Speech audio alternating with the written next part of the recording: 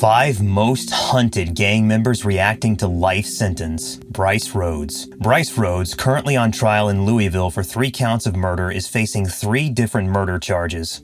Rhodes started his killing spree by mistaking an innocent man for someone else and shooting and killing them while 2 teenage brothers, aged 16 and 14, witnessed it from within their car. Weeks later, Rhodes would kill these same teenagers too. Rhodes engaged in disruptive behavior during his trial. This included blowing kisses to courtroom attendees, including family of victims, as well as making hand gestures and mouthed words. In one incident, he even needed a mask as he spat at an attorney during closing arguments. At one point, Rhodes accused the judge of engaging in sexual relations or membership of an organization secretly, creating confusion and concerns within the courtroom. Rhodes' trial has been prolonged much further than anticipated due to his disruptive behavior and subsequent dismissal of numerous lawyers representing him, so it seems certain he won't return to street gang activity anytime soon. Rhodes' actions have left victims' families devastated, altering the course of their lives forever. It's essential that people remember how traumatic violent crimes can affect communities as a whole. Todd Krasinski. Todd Krasinski's story serves as a tragic illustration of how drunk driving can wreak havoc. Despite numerous DUI arrests over 2 decades, he continued drinking and driving until eventually leading to Angela Wimmer's tragic demise in 2018. Krasinski's story raises many troubling questions, chief among them why he was allowed to drink and drive so freely for so long. When he left a bar after downing 16 drinks without anyone noticing his inebriation, it raises concerns over who should take responsibility in stopping drunk driving in communities. Had someone called authorities upon witnessing Krasinski enter his landscaping truck earlier, Angela Wimmer may still be alive today. Krasinski's history of DUI arrests raises further concerns regarding our justice system and its ability to keep repeat offenders from driving under the influence. Although Krasinski had 6 prior DUI arrests, no effective sentence was ever handed out against him that stopped him from drinking again behind the wheel until after someone died, and Krasinski received a life imprisonment sentence for that death. Krasinski's story highlights the need for improved education and prevention efforts to fight drunk driving. Relying solely on individuals to make responsible choices alone won't do. Community efforts to stop drunk driving before it ever takes place must include better bartending training as well as stricter penalties against repeat DUI offenders. Todd Krasinski made poor choices and suffered failure from those around him that contributed to the tragic loss of a young woman with so much potential ahead. Although Krasinski expressed regret for his actions, it cannot reverse what has already occurred. Therefore, all of us must work towards creating a future where tragedies like these will no longer take place and no lives lost due to drunk driving accidents. Keandria Cook. Keandria Cook was arrested after using an online dating platform to plan an attempted carjacking that resulted in shooting another teen. Her mom likely did not appreciate being informed of this news when Cook was caught and charged in Daytona Beach. As any good mother would, she wanted the best for her children, yet when it comes to serious crimes that they commit themselves, what do you hope happens?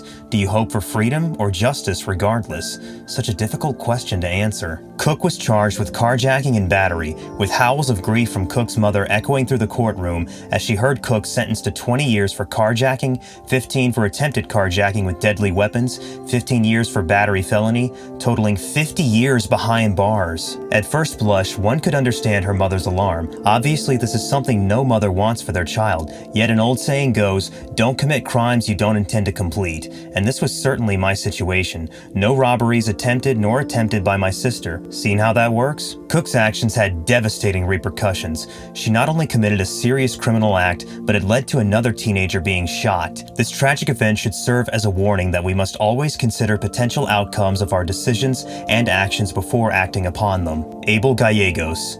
Abel Gallegos recently made headlines for his involvement in the kidnap and slaying of 28-year-old Simone Duran, drawing national media coverage over his role in this criminal act. Abel Gallegos was found guilty on multiple charges for their roles in the retaliatory murder of Simone Duran by Alonzo Quintana and Rene Francisco Rosales in Adams County in 2018.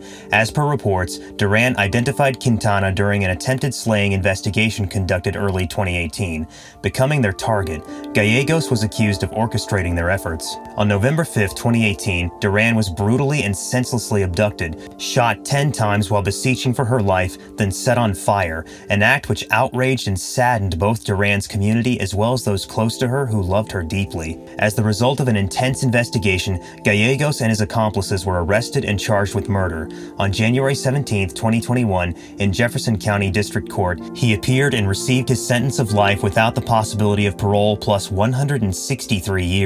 Duran's family had long waited for justice to be served, yet this sentence also serves as a stark reminder of how violent crime affects communities and families alike. Abel Gallegos' story is tragic and serves as a powerful reminder that more awareness and action must be taken against violent crime in our community.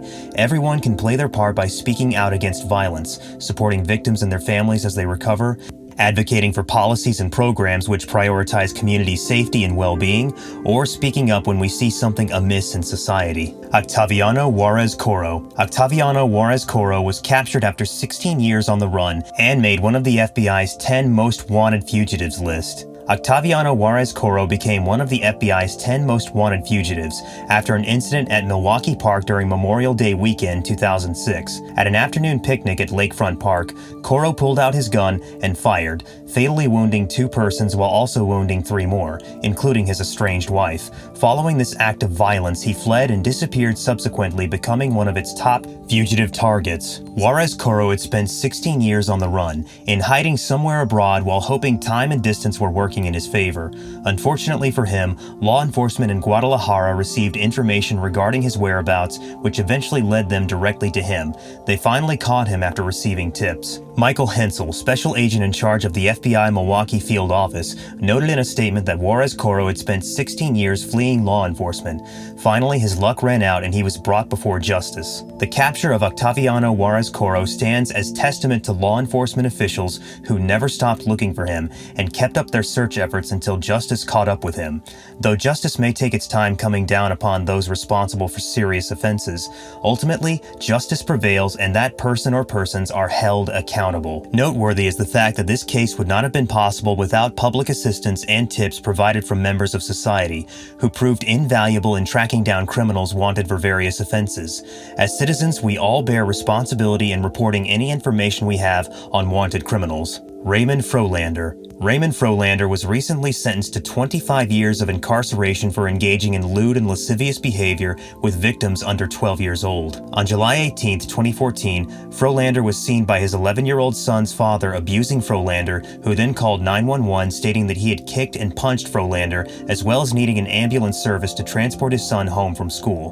When police responded, they began the investigation of who is liable. Frolander was charged with engaging in lewd and lascivious conduct with a minor, which resulted in his detention without bail at Volusia County Branch Jail. Subsequently, pleading no contest essentially meant pleading guilty, leading him down the path toward 25 years behind bars. Frolander stood before a judge wearing an orange jail jumpsuit during his hearing and did not express any emotion as she announced his sentence.